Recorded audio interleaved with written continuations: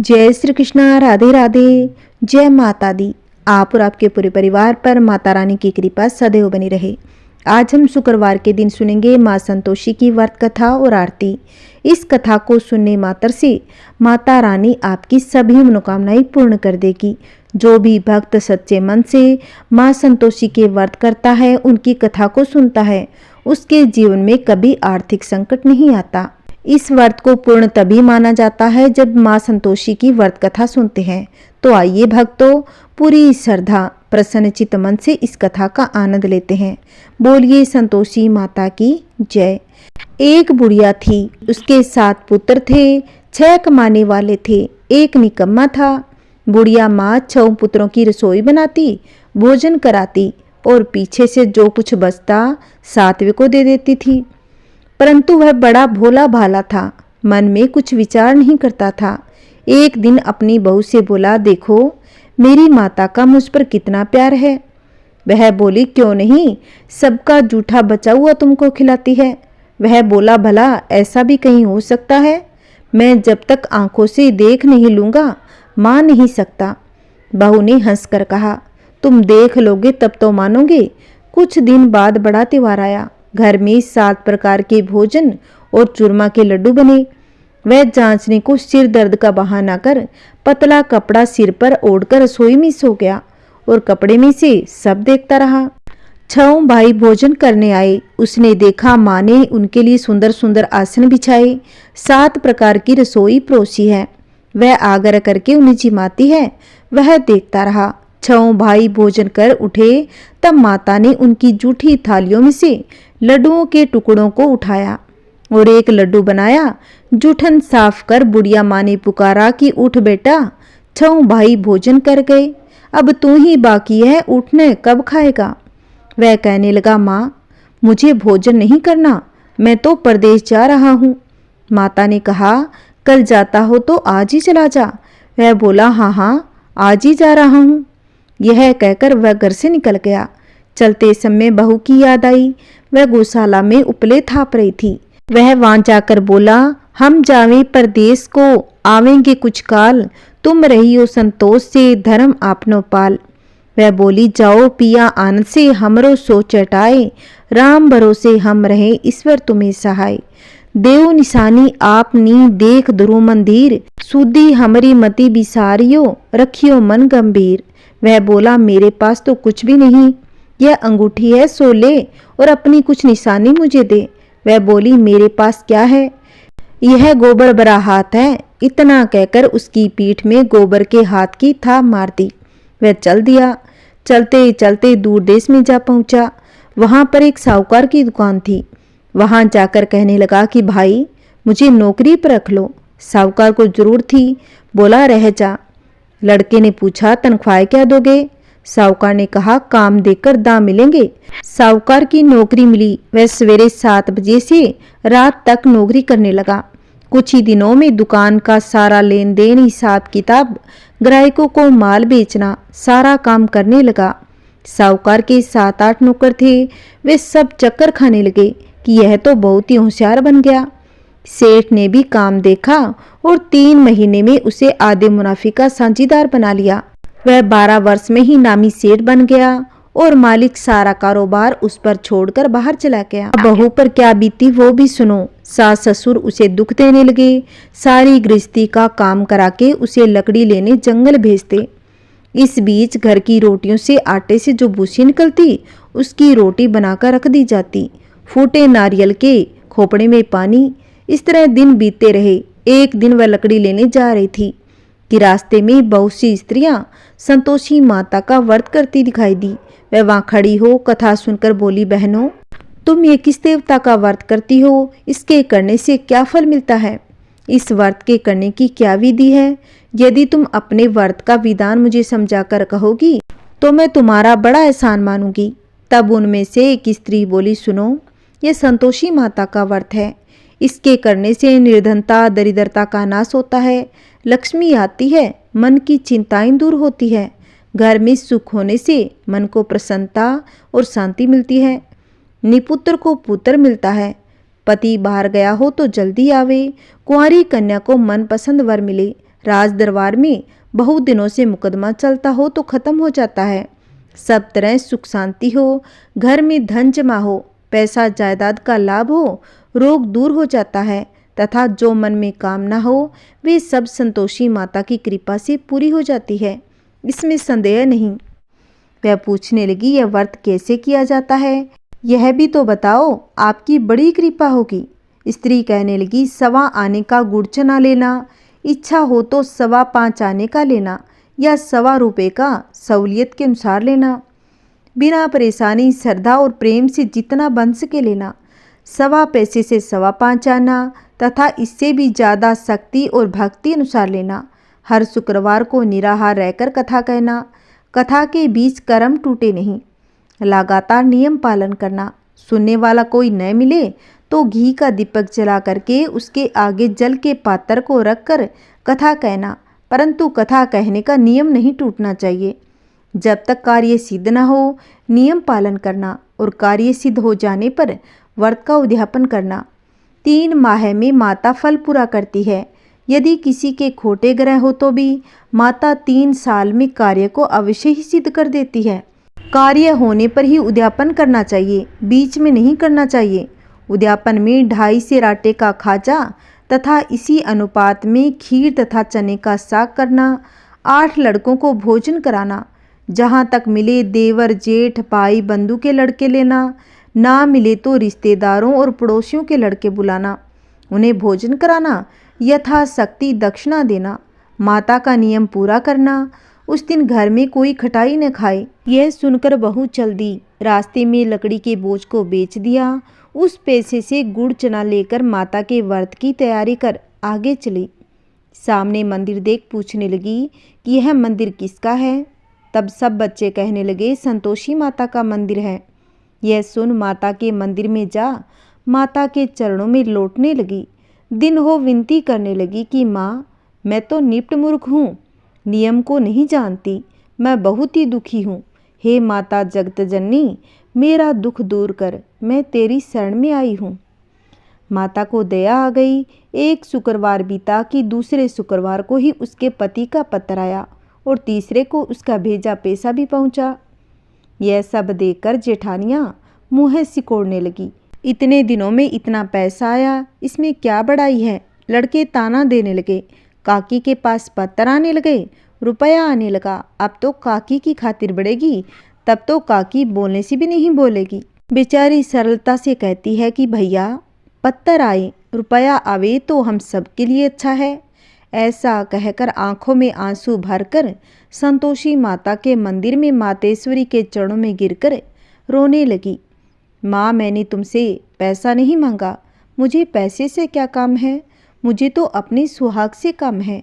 मैं तो अपने स्वामी के दर्शन और सेवा मांगती हूँ। तब माता ने प्रसन्न होकर कहा कि जा बेटी, तेरा स्वामी आएगा। यह सुन खुशी से बावली होकर घर में जाकर काम करने लगी। अब संतोषी माँ विचार करने लगी, इस भोली पुत्री को मैंने कह तो दिया तेरा पति आएगा, पर आएगा कहाँ से। वह तो उसे सपन में भी याद नहीं करता। उसे याद दिलाने के लिए मुझे जाना पड़ेगा। इस तरह माता बुढ़िया के बेटे के पास जा सौपन में प्रकट हो कहने लगी कि साहूकार के बेटे सोता है या जागता। वह बोला, माता सोता भी नहीं हूँ और जागता भी नहीं हूँ, बीच में हूँ, कहो क्या आज्ञा है। माँ कहने लगी, तेरा घर बार कुछ है या नहीं। वह बोला, मेरा सब कुछ है, माँ बाप भाई बहन बहू, क्या कमी है। वह बोली, भोले पुत्र, तेरी स्त्री कष्ट उठा रही है, माँ बाप उसे कष्ट दे रहे हैं, दुख दे रहे हैं, वह तेरे लिए तरस रही है, तू उसकी सुधि ले। वह बोला, माता यह तो मुझे मालूम है, परंतु जाऊं कैसे, परदेश की बात है, लेन देन का कोई हिसाब नहीं, जाने का कोई रास्ता नज़र नहीं आता, कैसे चला जाऊं। तब माँ कहने लगी, मेरी बात मान, सुबह नहा धोकर माता का नाम ले, घी का दीपक जला, दंडवत कर दुकान पर जा बैठना। तब देखते देखते तेरा लेन देन सब चुक जाएगा, माल बिक जाएगा, शाम होते होते धन का ढेर लग जाएगा। तब सवेरे सुबह जल्दी उठ। उसने लोगों से अपने सपने की बात कही तो वे सब उसकी बात को अनसुनी करके खिल्ली उड़ाने लगे, कहीं सपने भी सच होते हैं। तब एक बूढ़ा बोला, भाई मेरी बात मान, इस तरह सच झूठ कहने के बदले देवता ने जैसा कहा है वैसा ही करना, तेरा इसमें क्या जाता है। अब बूढ़े की बात मानकर वह नहा धोकर संतोषी माता को दंडवत कर घी का दीपक जला दुकान पर जा बैठा। थोड़ी देर में क्या देखता है कि देने वाले रुपए लाए, लेने वाले हिसाब लेने लगे। कोठे में भरे सामानों के खरीदार नगद दाम में सौदा करने लगे। शाम तक धन का ढेर लग गया। माता का नाम ले घर ले जाने के वास्ते गहना कपड़ा खरीदने लगा और वहाँ से काम से निपट तुरंत घर को रवाना हुआ। वहाँ बहू बेचारी जंगल में लकड़ी लेने जाती, लौटते वक्त माताजी के मंदिर में विश्राम करती। वह तो उसका रोज रुकने का स्थान जो ठहरा।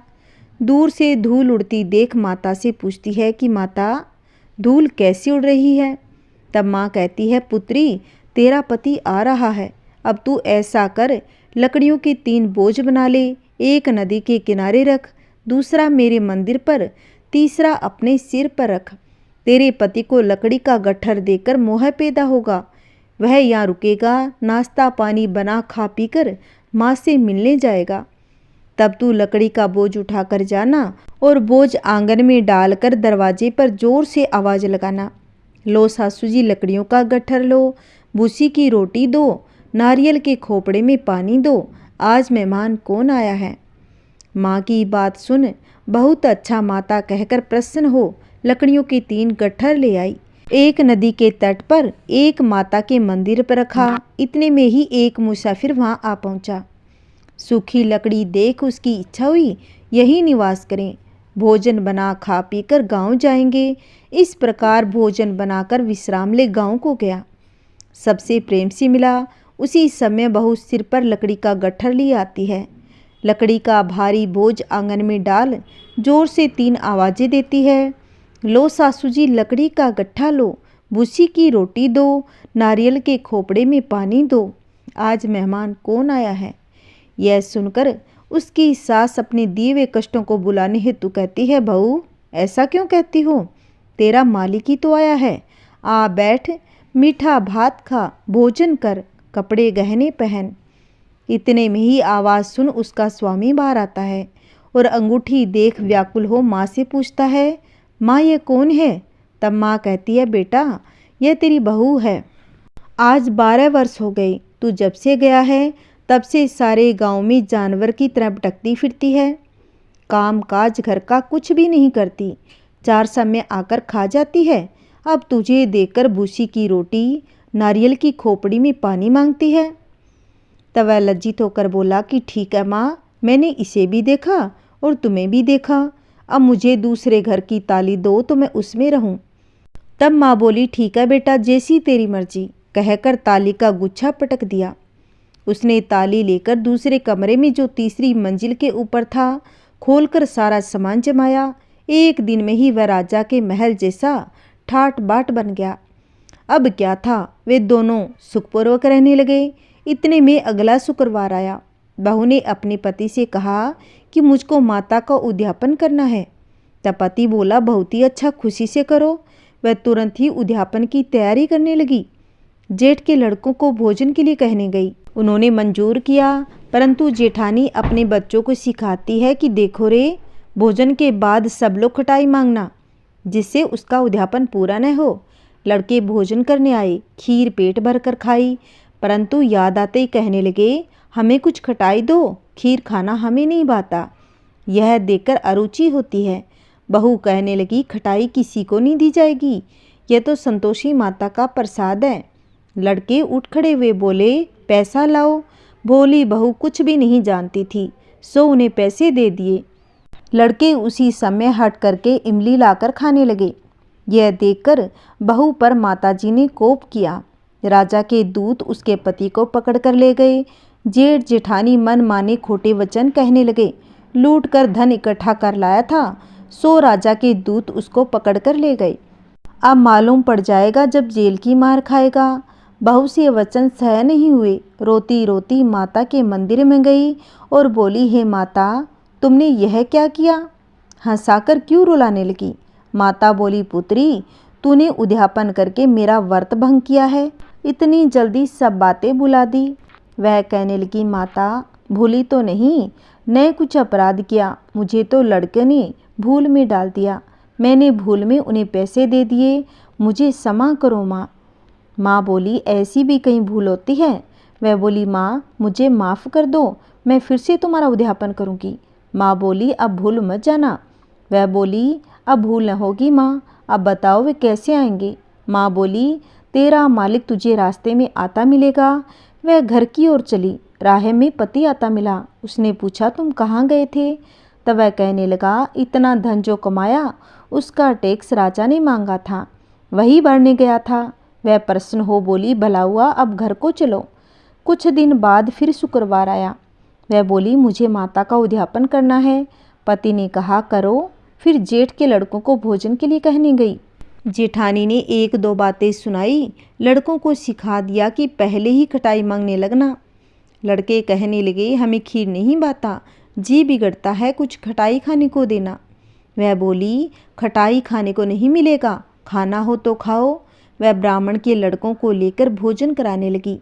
यथाशक्ति दक्षिणा की जगह एक एक फल उन्हें दिया। इससे संतोषी माँ प्रसन्न हुई। माता की कृपा होते ही 9वें मास उसको चंद्रमा के समान सुंदर पुत्र प्राप्त हुआ। पुत्र को लेकर प्रतिदिन माता के मंदिर में जाने लगी। माँ ने सोचा कि वह रो जाती है, आज क्यों न मैं इनके घर चलूं, इसका आसरा देखूं तो सही।